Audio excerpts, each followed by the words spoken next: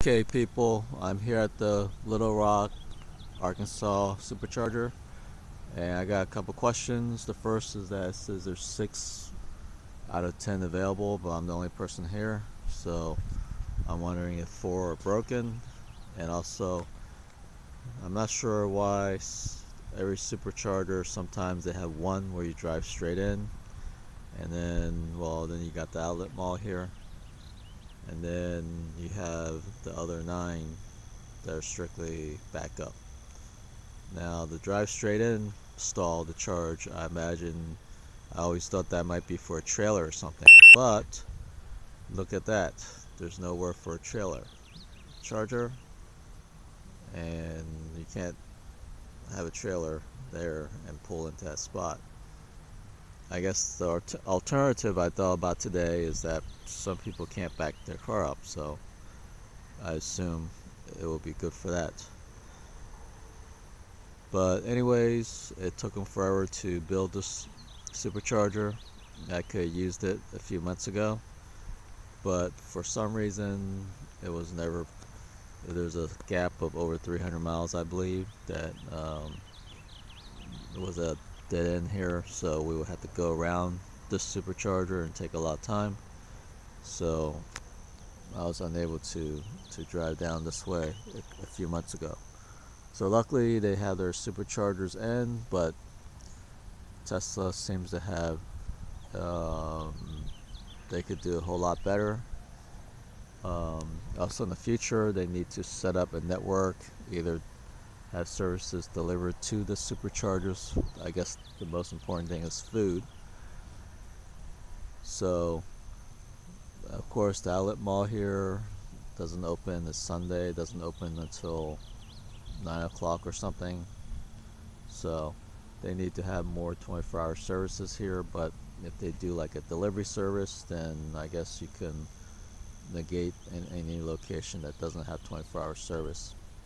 Again, they should try to make stores or request stores to do 24-hour service if they can. Locate the superchargers closer to places like that.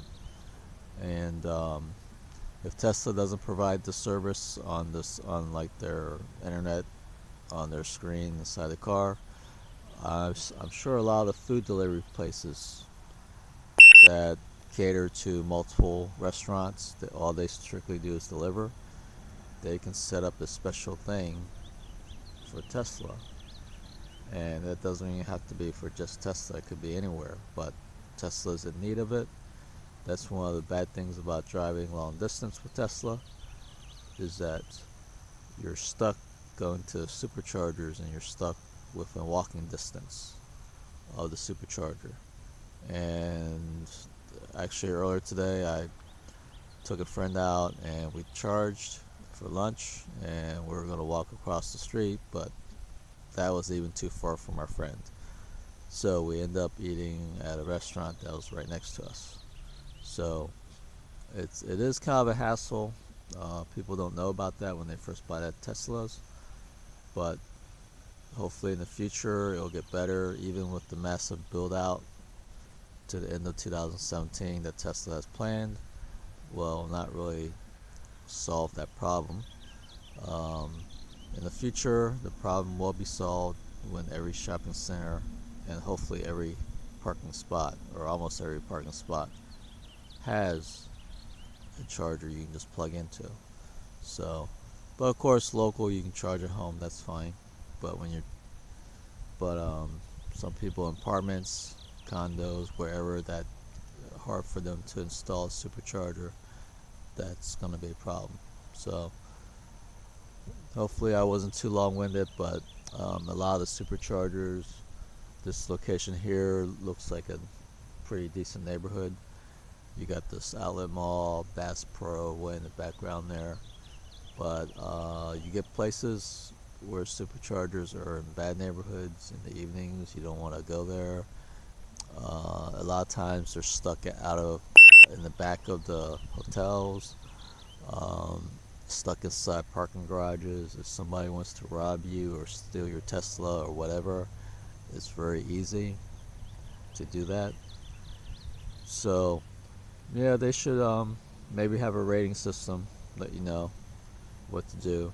Also, I'm glad they put the lock button on the top left of the screen inside the car, but they need to, there's room for a second button there. Sometimes I try to hit it, I miss it, so maybe they can do two buttons up there.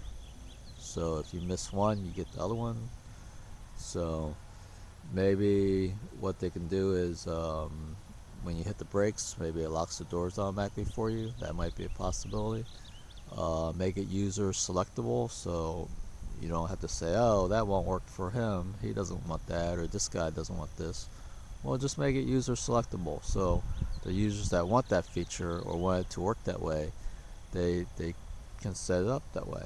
So there's a lot of things that Tesla doesn't do that create options for users. Every user's different, so they like their car to work differently, but that's one thing they can do. So a lot, the backup sensors, parking sensors, they can be a lot louder, and when you get closer to object, they should make more louder noise. That's a big bummer. That doesn't work right now. So as an easy fix, but don't know why it's not being done. Um, okay, folks. Hopefully Tesla will hear this. You get a lot of hype that they hear people and they do stuff. Well, that's only one or two features. There's so many other features that never get taken care of.